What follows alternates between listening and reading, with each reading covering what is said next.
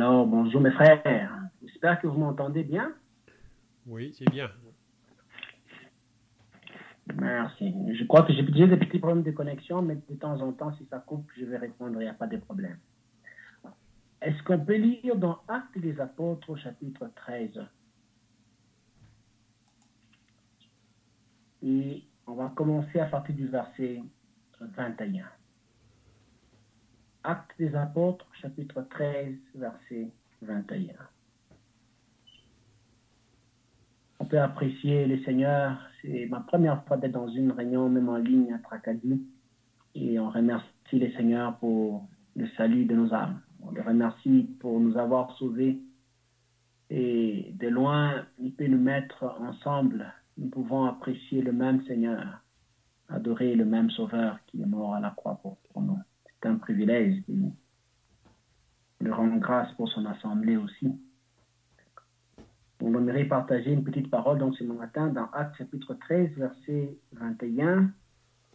Nous lisons: Ils demandèrent alors un roi. Et Dieu leur donna pendant 40 ans Saül, fils de Kis, de la tribu de Benjamin. Puis, l'ayant rejeté, il leur suscita pour roi David, auquel il a rendu ce témoignage. J'ai trouvé David, fils d'Isaïe, homme selon mon cœur, qui accomplira toutes mes volontés. Et au verset 36, nous lisons: Or David, après avoir en son temps servi au dessein de Dieu, est mort et a été réuni à ses pairs et a vu la corruption. Mais celui que Dieu a ressuscité n'a pas vu la corruption. Que Dieu bénisse sa sainte parole. J'aimerais ce matin, mes frères, partager juste une petite pensée dans les versets que nous avons lus. Certainement, nous allons faire référence à d'autres passages. Mais je voulais vous parler de cette expression que nous avons lue. Le Seigneur dit: j'ai trouvé un homme selon mon cœur. On sait que ce passage nous parle de David. Et du temps de Samuel, les enfants d'Israël ont à un certain moment demandé un roi. Et Dieu leur a donné le roi Saül. Mais comme nous pouvons lire, Dieu a rejeté ce roi à cause de son péché, à cause de son orgueil. Et quand Dieu a rejeté ce roi, il a mentionné, il a dit à Samuel, il recherchait un homme selon son cœur. Un homme qui devait servir son peuple. Un homme qui devait servir au dessein de Dieu.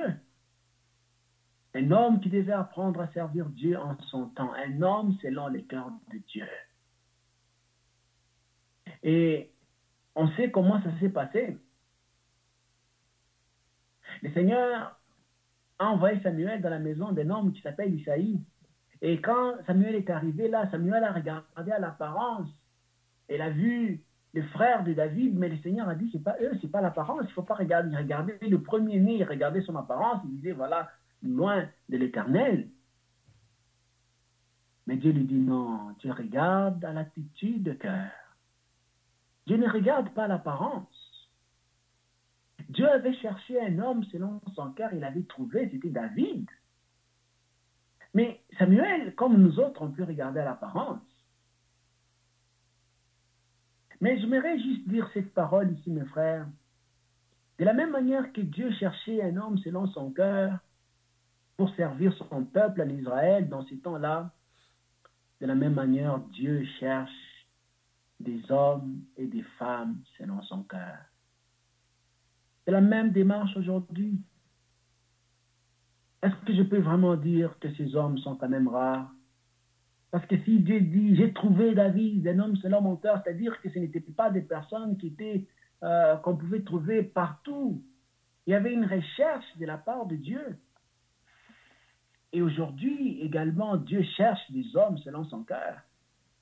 Maintenant, j'aimerais considérer Parce que Dieu regarde au cœur, parce que Dieu regarde à l'attitude. Quelles sont les attitudes que Dieu a pu trouver dans David, qui a pu faire dire à Dieu, voilà, j'ai trouvé David, un homme selon mon cœur. Et j'ai dit ceci pour que ça nous encourage à avoir la même attitude que David. Parce que Dieu a trouvé son plaisir dans David et Dieu pourra trouver plaisir en nous de la même manière. On sait que David, c'est le portrait du Seigneur Jésus. C'est vraiment lui, la personne réellement en qui Dieu a trouvé son plaisir. Dieu pouvait dire, voici mon fils bien-aimé en qui j'ai trouvé tout mon plaisir, en qui j'ai mis toute mon affection. C'est le Seigneur Jésus. Et nous pouvons regarder à l'exemple de David et regarder l'attitude de David et savoir que ça, c'est des attitudes que Dieu apprécie.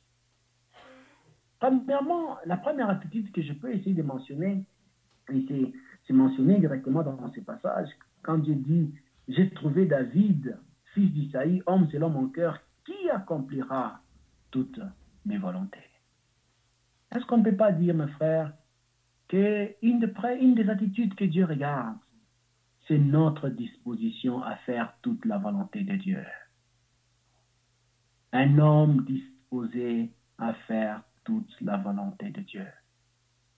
Ah, on sait, mes frères, que la volonté de Dieu, elle se trouve dans sa parole, c'est l'obéissance à sa parole. Mais Dieu regarde des hommes et des femmes disposés à faire toute la volonté de Dieu. Et quand on pense au Seigneur Jésus lui-même, en entrant dans le monde, il pouvait dire, « Tu n'as voulu ni sacrifice ni offrande, mais tu m'as formé un corps et j'ai dit, voici, je viens pour faire, ô Dieu, ta volonté. » Et au milieu de sa vie, il pouvait dire à ses disciples, « Ma nourriture est de faire la volonté de celui qui m'a envoyé et d'accomplir son œuvre. » Et à la fin de sa vie, dans les jardins de Gethsémani, alors qu'il était en proie, on dit que son âme était triste jusqu'à la mort. Le Fils de Dieu commençait à éprouver des angoisses et des frayeurs. Et sa sueur tombait à terre comme des grumeaux de sang. Même dans ce tourment indescriptible, on entend encore ces paroles. Non, ma volonté, mais ta volonté. C'est ça qu'on aimerait suivre. C'est ça mon exhortation, mes frères, mes sœurs. C'est pas facile, on est conscient, c'est pas facile. Mais c'est un plaisir de faire la volonté de Dieu. Mais Dieu regarde. Dieu recherche des hommes et des femmes disposés à faire toute sa volonté. C'est ce qu'il a vu en David. Quand il a dit à Samuel, « J'ai trouvé un homme selon mon cœur. » C'est qui cet homme? Un homme disposé à faire toute la volonté de Dieu. Oh, que Dieu nous aide. Que Dieu nous aide à regarder à cet exemple. Deuxièmement, on peut regarder à une disposition du cœur de David. On lit à propos dans 1 Samuel chapitre 15 au verset 17, Samuel dit à Saül, « Lorsque tu étais petit à tes yeux, n'es-tu pas devenu le chef des tribus d'Israël? » Ce verset nous font comprendre l'erreur de Saül, mais nous font également comprendre ce que Dieu a vu dans David, un homme humble, l'humilité. Oh, notre cœur, corrompu et tortueux, il y a l'orgueil qui s'élève. Oh Dieu, Dieu fait grâce aux humbles. Dieu recherche des hommes humbles. Ce sont des hommes qui vont juste donner gloire à Dieu dans leur travail. Ce sont des hommes qui ne recherchent pas de la gloire d'eux-mêmes, mais ils veulent que toute la gloire revienne à Dieu. Un homme humble, David. Deuxième attitude. Un homme selon le cœur de Dieu. Troisièmement, quelque chose qui peut être aussi remarquable par rapport à David. On peut dire que c'était un homme rempli de l'Esprit Saint. On sait que quand il a été oint roi par Samuel, et le Saint-Esprit est venu sur lui.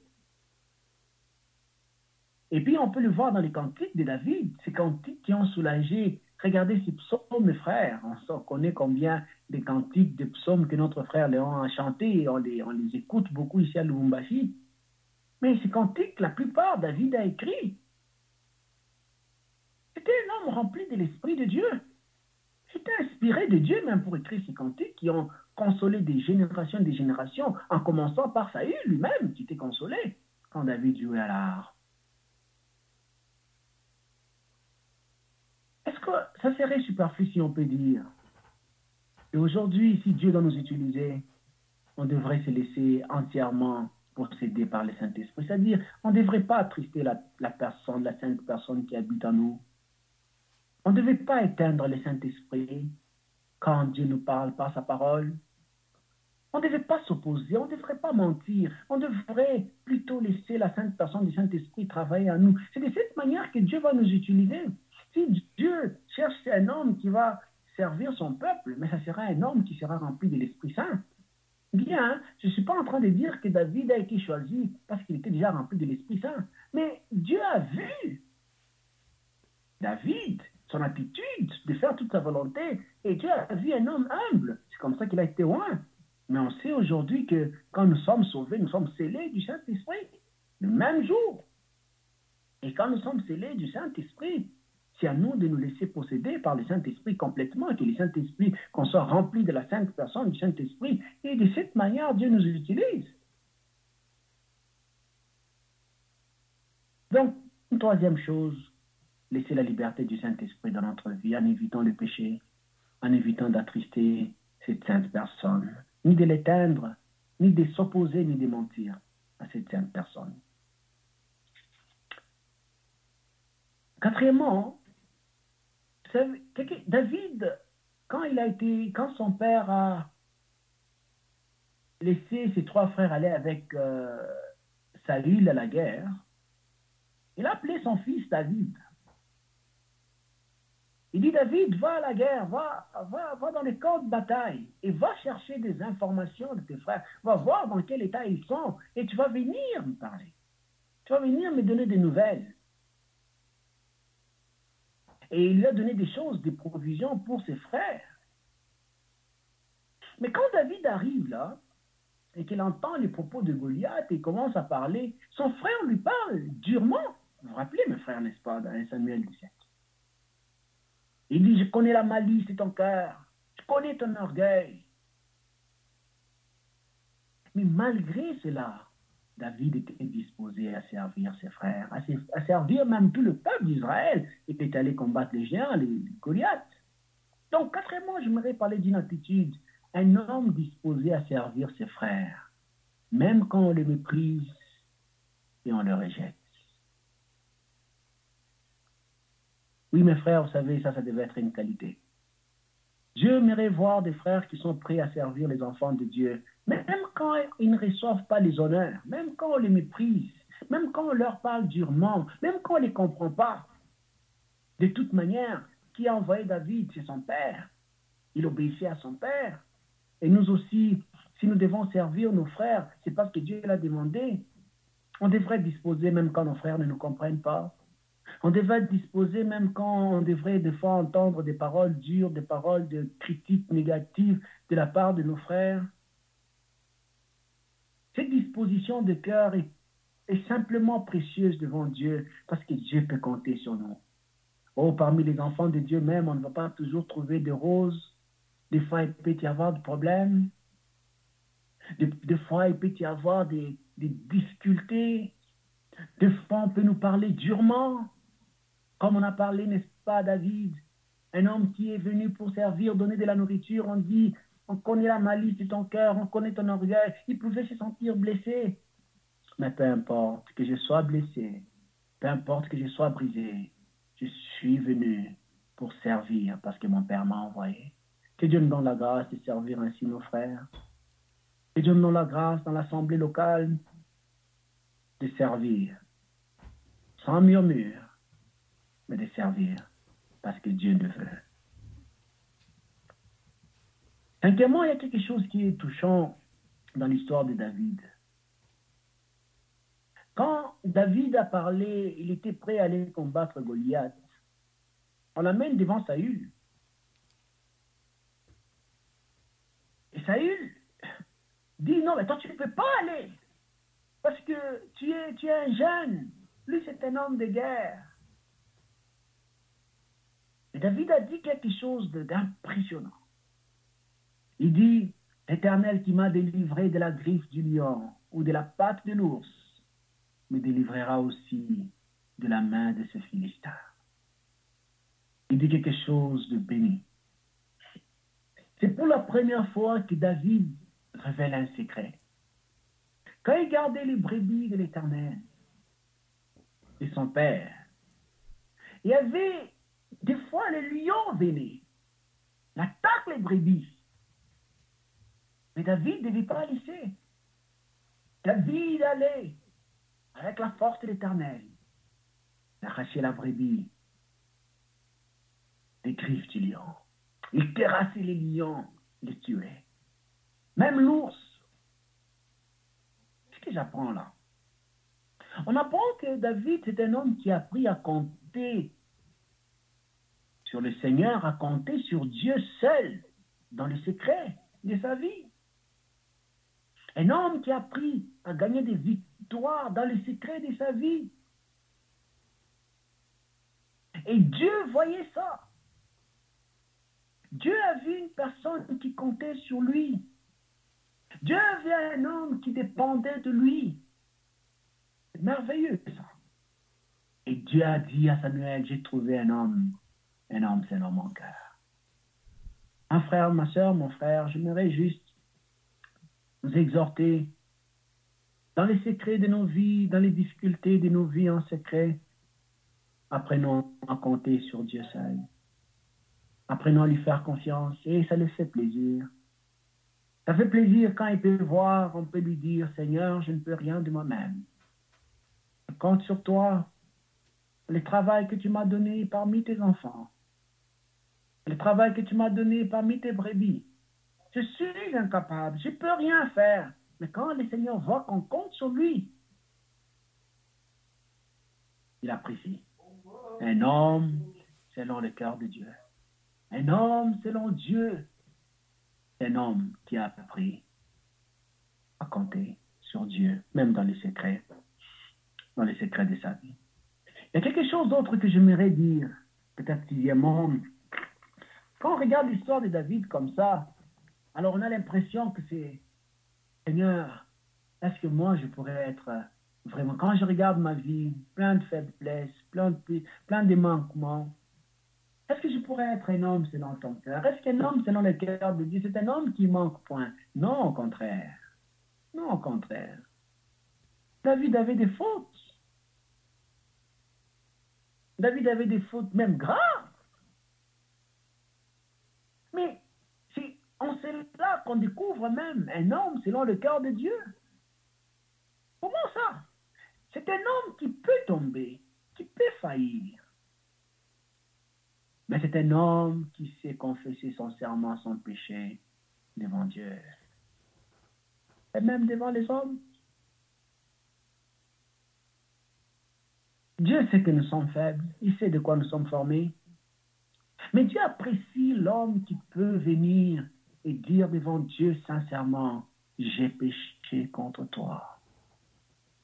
Je fais ce qui est mal à tes yeux. Oh Dieu, pardonne-moi. Quand on lit le psaume 51, on réalise cela, n'est-ce pas? On réalise un David qui vient simplement au pied du Seigneur. Dit, j'ai péché contre toi. Un homme selon le cœur de Dieu, c'est un homme qui sait confesser sincèrement. C'est un homme qui sait dire à Dieu, j'ai manqué. Mais c'est un homme qui sait même dire aux autres enfants de Dieu, aux autres personnes qu'il a offensées, mon frère, je péchais. Mon frère, je manquais, pardonne-moi. C'est de Dieu, ça. Et on ne peut pas faire cela si dans la réalité, notre cœur n'est pas disposé à faire toute la volonté de Dieu. Mais Dieu apprécie ça. Dieu apprécie infiniment un homme comme ça. Donc, je dis jusqu'ici qu'un homme, quelques attitudes d'un homme selon le cœur de Dieu, premièrement, c'est un homme qui est disposé à faire toute la volonté de Dieu. Deuxièmement, je dis que c'était un homme humble. un homme plein d'humilité. Troisièmement, c'était un homme qui est rempli du Saint-Esprit. Quatrièmement, c'est un homme disposé à servir ses frères, même quand il est incompris, même quand il est méprisé, même quand il est rejeté. Cinquièmement, j'ai dit que c'était un homme qui apprend à compter sur le Seigneur, sur Dieu seul, dans les secrets de sa vie. Sixièmement, j'ai dit que c'était un homme qui sait confesser ses péchés, qui sait dire, Seigneur, j'ai manqué. J'aimerais terminer avec une pensée. Un homme selon le cœur de Dieu. Un homme selon le cœur de Dieu, c'est un homme attaché à la maison de Dieu. Attaché à l'assemblée locale. Comment je vois ça? Si on lit dans 1 Chronique au chapitre 29, le premier verset jusqu'au 5e verset, on lit David qui dit, dans mon attachement à la maison de Dieu, David était prêt à donner tous ses biens à la disposition de la maison de Dieu. Il était attaché à la maison de Dieu. Il était attaché à la maison de Dieu. Oh, mes bien-aimés frères. Un homme selon le cœur de Dieu, comment peut-il être un homme selon le cœur de Dieu s'il n'est pas attaché à l'assemblée locale? Parce que l'assemblée locale, c'est là où est le Fils de Dieu. Le Seigneur dit, là où 2 ou 3 sont assemblés à mon nom, je suis là au milieu d'eux. C'est l'assemblée de Dieu.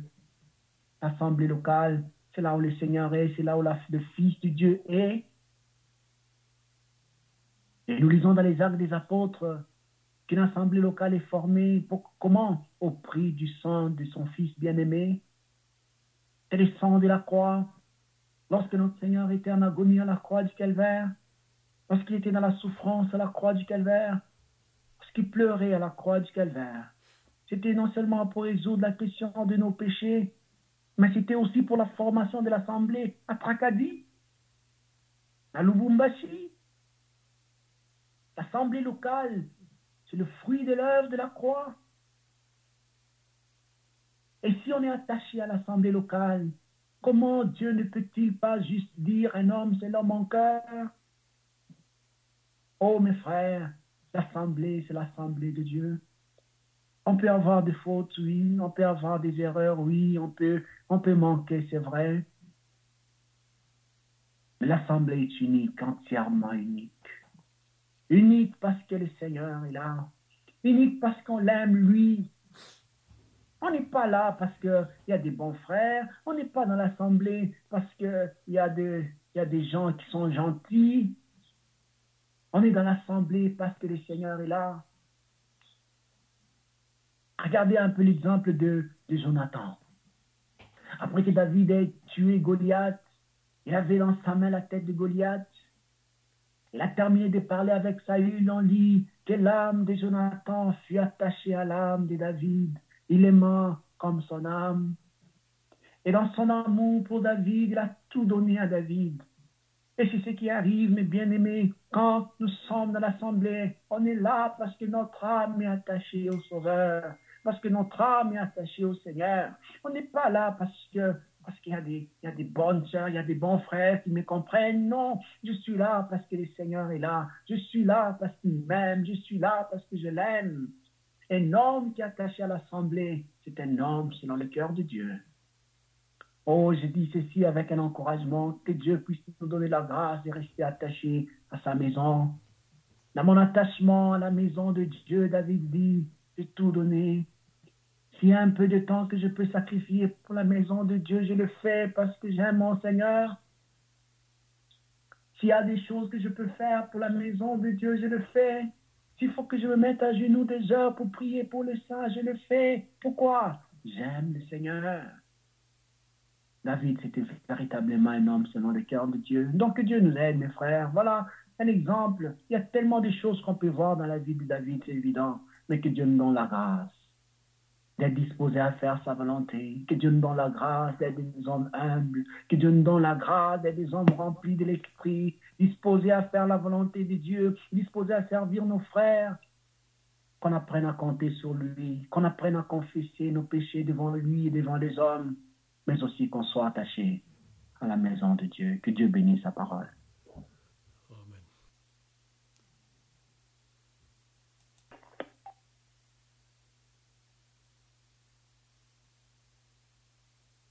Seigneur Jésus-Christ, nous voulons, en terminant, encore te remercier pour ce temps précieux que nous avons eu ce matin pour pouvoir exalter ton Fils et méditer sur sa personne bénie et sur ce qu'il a accompli à la croix.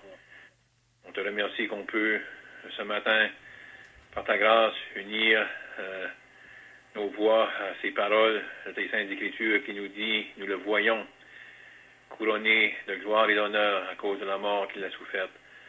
On pense, Père, comment pour si longtemps on était dans nos péchés, sans espérance, et nos regards étaient détournés de celui en qui tu prenais ton plaisir. Père Céleste, ce matin, on te remercie que par ta grâce, on peut regarder à lui et on peut l'apprécier dans une mesure à cause de ce qu'il a fait pour nous à la croix. Et Père Céleste, on te remercie pour ta parole qui nous a été apportée. On te remercie pour la richesse de tes saintes Écritures. On te remercie pour l'exercice de notre frère de partager ce qu'il avait sur son cœur avec ton peuple et on te prie qu'on puisse garder ces paroles dans nos pensées et que ça pourrait avoir un effet réel sur chacune de nos vies. Et on veut, Père, te prier aussi pour l'évangile de ce soir. Tu pourrais encore la bénir, donner de l'aide dans la prédication qu'on pourrait se réjouir d'entendre. Tu pourrais sauver des âmes précieuses. On te prie ces choses au nom du Seigneur Jésus-Christ. Amen. Amen.